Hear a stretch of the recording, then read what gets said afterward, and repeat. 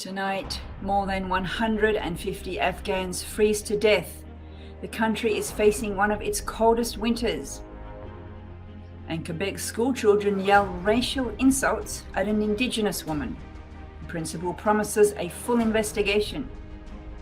Later in the show, we look at a call to help Muslims in jail get hot food during Ramadan with a thermos campaign. One of the outreaches that we're making this year to help those Muslims that don't have access to a kitchen or access to a microwave or a stove to have hot meals or hot water in the morning. Assalamu alaikum and good evening. This is Muslim News Canada on Muslim Network TV. I am Catherine Bullock. Before we go into the news stories, if you want to be part of our special news coverage on the anniversary of the Quebec mosque shooting, share a short video message on how to stop Islamophobia. Record a video message below 30 seconds and share it on our Facebook page with hashtag Muslim News Canada and hashtag Stop Islamophobia Canada. We will share the best 3 messages on our platforms. According to a Taliban official, more than 150 Afghans have died as the country faces one of its coldest winters. The temperatures are as low as minus 28 degrees, when the usual range is between 0 and 5 degrees Celsius. This comes with minimal humanitarian aid from several countries due to the Taliban's ban on female NGO workers in the country. Nearly 70,000 livestock have also frozen in the extreme cold. The United Nations Office for the Coordination of Humanitarian Affairs has announced it will be delivering blankets, heating, and shelter to more than 500,000 Afghans. An elementary school in northern Quebec says it is committed to addressing a recent incident of racial targeting of an Indigenous woman. The news comes after the students of Vatican II Elementary School in the town of Chibougamau yelled racial insults and threats at a Cree woman. The woman was photographing her beadwork in the vicinity of the school. She says she was called a pig and an alcoholic. She was threatened to be shot and sworn at multiple times. As she was being attacked verbally, she managed to record some of it. The school has spoken to the children's parents, while the children have sent apology letters. 4 teens have been arrested and charged for assaulting 2 uniformed Toronto Transit or TTC employees Monday aboard a bus in Scarborough. According to the police, a group of around 10 boys fled the scene after assaulting the employees. The employees sustained non-life-threatening injuries. A TTC spokesperson told a media source that the victims suffered scrapes and cuts due to the punches and kicks. Extensive police investigation and video surveillance led to the arrest of 4 13-year-old boys. 2 of them face 1 count of assault, while the other 2 are charged with 2 counts of assault. The ban imposed on the screening of a BBC documentary about Indian Prime Minister Narendra Modi has triggered a controversy in India. The first part of the 2-part documentary focuses on Modi's association with a right-wing Hindu organization and his appointment as Chief Minister of the state of Gujarat, where his response to the Gujarat massacre remains a source of controversy. During the massacre in 2002, over 1,000 people were killed, mostly Muslims. The second episode examines Modi's government policies following his re-election in 2019. It highlights policies such as the removal of Kashmir's special status guaranteed in the Indian Constitution and a citizenship law that many say treats Muslims unfairly. Ramadan will be with us in a couple of months, inshallah. Some Muslim chaplains have started thinking about how they can best support those in jail who want to fast. To tell us more about Muslims in prison during Ramadan, we are joined now by Imam Michael Abdurrashid Taylor. He has been an Ontario regional chaplain with Correctional Service Canada since December 2013. Assalamu alaikum and welcome to the show.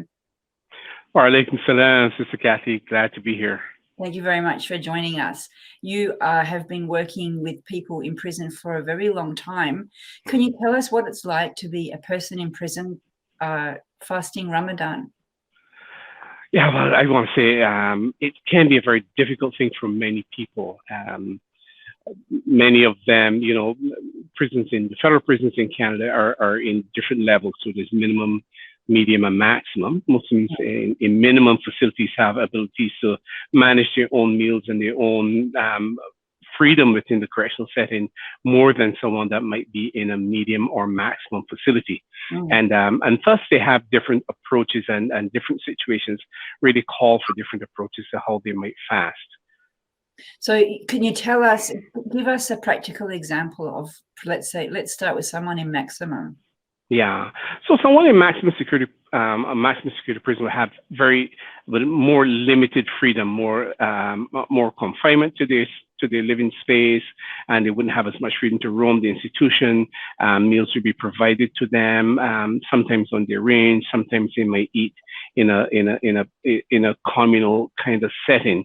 So someone fasting in a maximum facility would certainly require more resources coming to them than someone in a minimum facility. So like someone in the minimum facility can make their own oatmeal.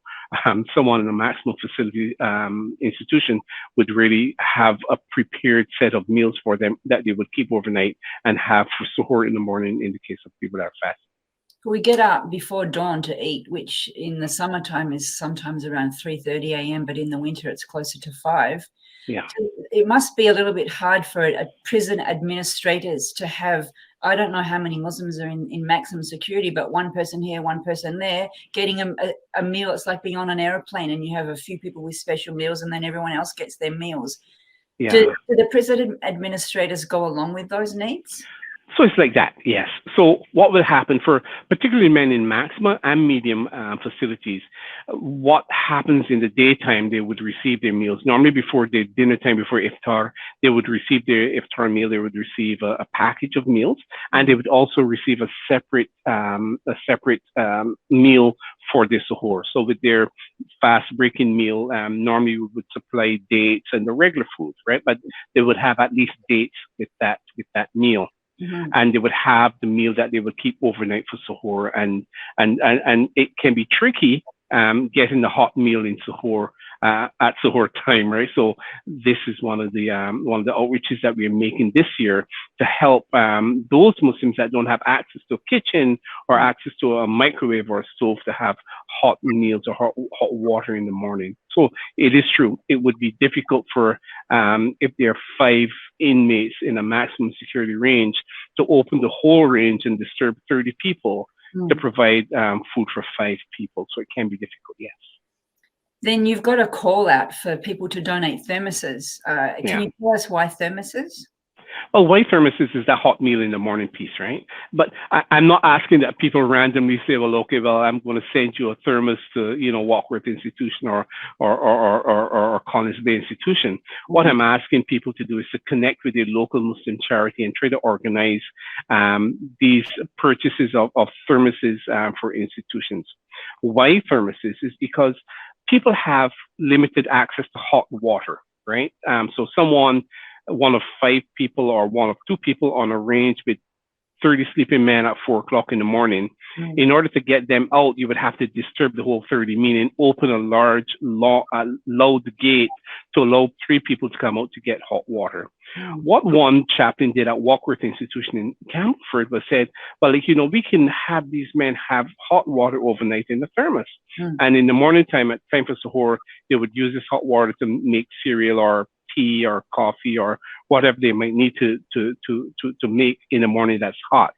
So along with a bagel or a fruit, etc., you would have access to hot water. So that's where the thermos is coming in, right? Where we are asking communities to pool together or come together with local Muslim charities to help these Muslims across Canada this Ramadan.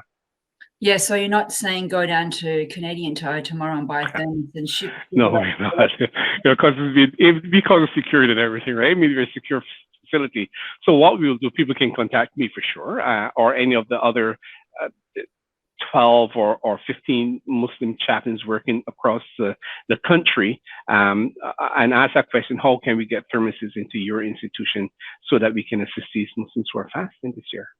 So have you contacted or made any partnerships with relief organisations that do charitable work in Canada to try to set this up? Yeah, last year, ICNA Canada made a significant donation to that thermos project at Walkworth Institution. Also, Islamic Relief Canada was spectacular. They actually provided a welcome Ramadan kit to 100 and almost 200 Muslims at one local Kingston prison. And they did it at a medium setting. Then the guys in max and minimum heard about this, and they said, well, what about us? So Islamic Relief then sent in Eid gifts for Muslims Muslims in the minimum and maximum security prisons at Collins Bay Institution here in Kingston, right? So yeah, we have, but we're looking to expand that project to invite others to participate for sure.